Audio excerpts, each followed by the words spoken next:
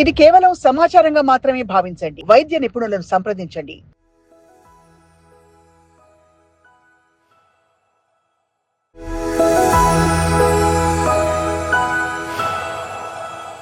అయితే డాక్టర్ గారు urine culture రెగ్యులర్గా చేయించుకోవడం ఒక మంచి పద్ధతి అంటారా? సిమ్టమ్స్ ఉంటేనే చేయించుకోవాలండి, లేకపోతే కల్చర్ వేస్ట్ అండి. వేస్ట్. ఎప్పుడు కూడా చాలామంది ఏంటంటే కల్చర్ రిపోర్ట్ అని రిపోర్ట్ పట్టుకొస్తారు, తప్పది.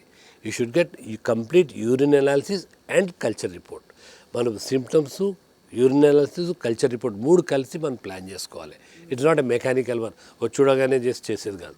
ఇంకా నెక్స్ట్ టైం మళ్ళీ కొద్దిగా మనకు సిమ్టమ్స్ ఏం లేవనుకోండి, మళ్ళీ ఒకసారి రిపీట్ చేస్తే దాంట్లో ఏమి ఉండదు. It could be contamination, proper collection ఉండకపోవచ్చు, మిడ్స్ట్రీమ్ స్పెసిమెన్ ఉండకపోవచ్చు, దేర్ అదర్ కారణాలు కూడా ఉన్నాయి.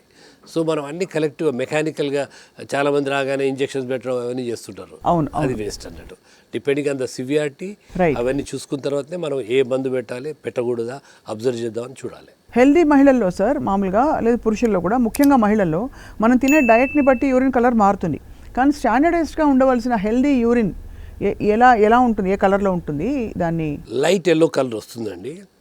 మనం అందుకనే ఎన్ని లీటర్స్ వాటర్ అనేది ఎప్పుడు చెప్పకూడదు. మన urine clear or light yellow ఉంటే కూడా accepted. But for stone people it should be like clear urine. అప్పుడు మనం తాగే నీరు, ఎందుకంటే ఇవాళ రేపు ఏసీ రూమ్లో ఉంటారు, వాళ్ళకి కొద్ది నీళ్ళు తాగినా కూడా యూరిన్ ఎక్కువ వస్తుంది. అదే మార్కెటింగ్ పర్సన్ రోడ్డు మీద తిరిగే వాళ్ళకు చెమట వస్తుంది, తాగిన నీరు చెమట ద్వారా బయటకు వెళ్తుంది, యూరిన్ ద్వారా తక్కువ వస్తుంది, సో చిక్కగా వచ్చేస్తుంది.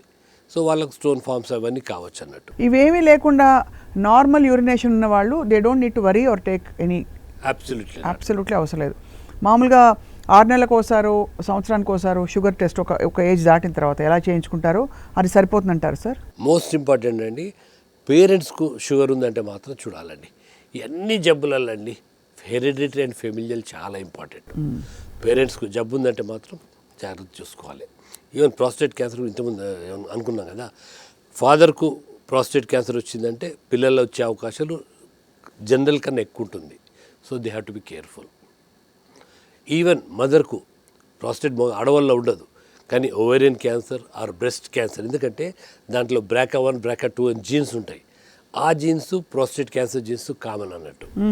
సో తల్లికి బ్రెస్ట్ క్యాన్సర్ వచ్చింది అనుకోండి, వాళ్ళకి BRCA2 112 ఉందనుకోండి, మనం కూడా మగవాళ్ళు కూడా చేసుకోవాలి. సో అది కూడా సపోజ్ BRCA2 ఉంటే వాళ్ళు very high chance, they should be very careful about it. చాలా యూస్ఫుల్ ఇన్ఫర్మేషన్ చెప్పారు డాక్టర్ పూర్ణచంద్ర రెడ్డి గారు.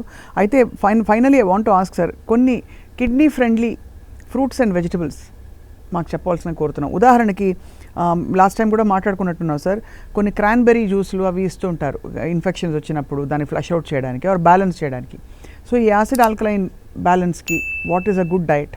ఇదే అండి మీరు చెప్పినట్టు cranberry juice or any other juices which any juice is good for it అండి, మనకు బాడీకి జ్యూసెస్ అనేవి మంచిది. మంచిది. రైట్.